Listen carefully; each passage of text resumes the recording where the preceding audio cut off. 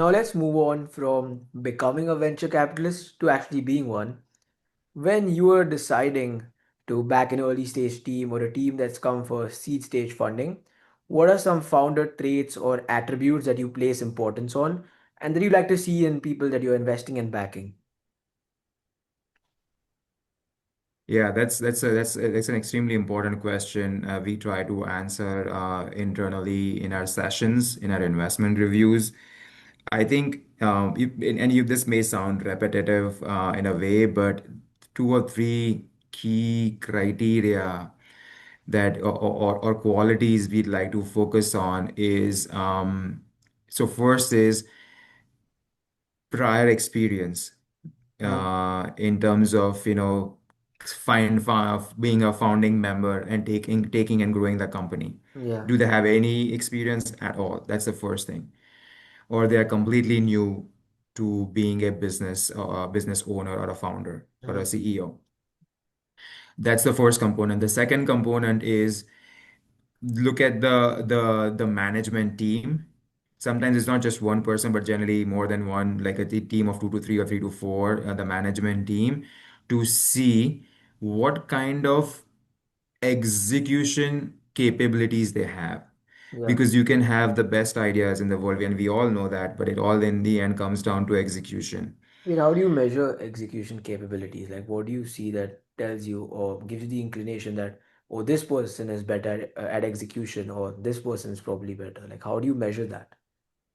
Yeah, that's a great question. There's no real black and white answer to it. We try to understand by asking questions around their previous life in terms Yeah, of what have they done and how and why. Because more often than not, unless there is a big transformation that happened in the person's life, they are going to be doing things in a similar way. yeah, So that's where we try to judge that would this person be able to take the company to the next level.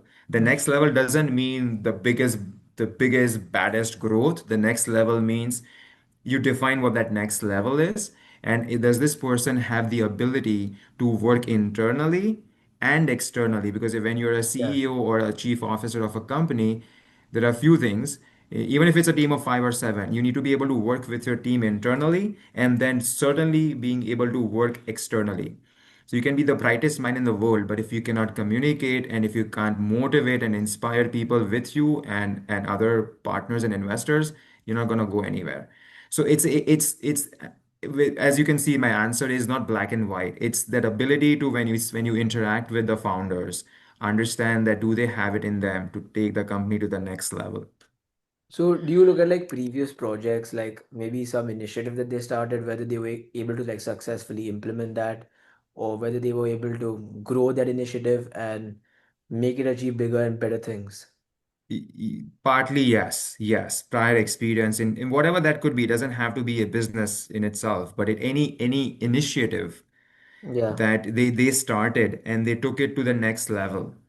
yeah. And whatever level that is, they can explain it to us. But and I would ask the founder to explain to me, how do I know that you are able to execute on this? And if that person is not able to communicate and explain that to us, that in itself is a big answer, correct? So, and the third component is beyond the people or the management team is going to be the idea. Sometimes that what I mean by that is like how unique or proprietary that is. If you found something like, like the next new biggest innovation, and our experience allows us to know, like, with our the intellectual property that can be built on that, that is one more reason for us to look at the company with a different lens. So it's idea, what exactly it is, and the people. Moving on, when students or first-time entrepreneurs build in healthcare, what are the most common blind spots or mistakes that you see in their product design or market approach or just general approach to growing the business? Oh, that's an excellent question. I'd say the most common mistake or a flaw is that There are two, actually, I would say. One is that they are not solving a real problem. And what I mean by that is that it's not a universal problem. It could be a very myopic view to solving a problem. So it is almost like I have a solution now, let me find buyers for it. It's the reverse Hmm. of like, um, let me understand what the buyer is looking for, then build a solution. Because in healthcare, what we see is different from other markets. In healthcare, at least in US, it's not all out of pocket. It's insurance that's paying for the insurance companies are paying, depending on what business model you have. But there is a component where how do you get paid and what you get paid needs to be looked at. And which is what we see is missing in many of these early stage healthcare companies is that they have a solution, sometimes even a unique one. But what's missing is who's gonna buy it, what's the commercial model, who's gonna pay for it, and how much and why.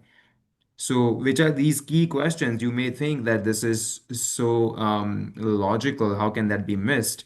But more often than not, we see very elegant solutions, but we don't have a plan from the team to explain to us how they're gonna sell this in the marketplace and to who's the end user. Yeah.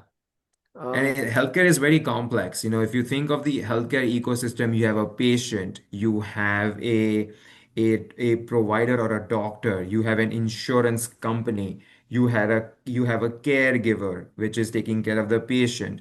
And then you have manufacturing companies or drug development companies. So it's a very complicated or a complex ecosystem. And how do you manage all these different stakeholders? Because different stakeholders are making different decisions. A hospital is deciding that you get this surgery, but an insurance company may not pay for that surgery. So who am I to sell to? That's an you almost, example of hmm, that's an example of what these companies need to think before they start executing yeah. on it. Like you almost have another like two consumers in the supply chain. Like you have to focus on Right. like selling to these hospitals and then also like marketing these products to consumers so that they have the incentive to go to these hospitals and get that product. So almost like marketing Exactly. to different consumers. Yes. And it's different value prop for different end user. Yeah. Anyways, throughout this podcast, I guess you would say you spoke about founder quality and the product and the idea itself. But if you had to choose between one of these, which is more important and why? I'd select the people component, the founding or the management team over the idea. The idea may be a not an extremely unique or proprietary or not that differentiated, but I think a talented, dedicated, experienced management team will still make that idea work and eventually grow versus the other way around. If you can have the best idea, but if you don't have the right team to drive it, it's not gonna go to the next level. Hmm. So I will always select people over the idea for the most part. Wait, if the let's say the venture capital firm doesn't really like the idea, they want to maybe modify it.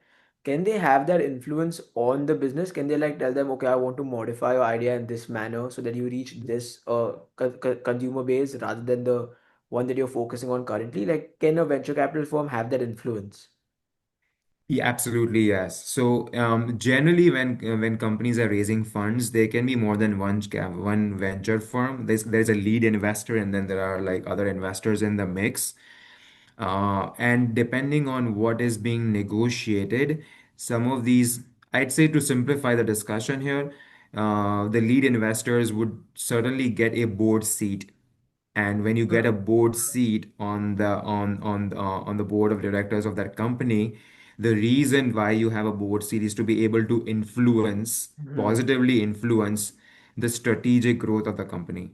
So if and it's a lot of value because these venture companies, they have seen a lot of this in their previous experiences. They've seen thousands of companies. They bring in a lot of experience other than the capital. So yes, that's how they would influence and positively influence the company that they're investing in. So imagine instead of taking 5 years to get to the revenue, the company can get to revenue in 2 years because these board members who are founder or VC firm partners, they have experience in doing that.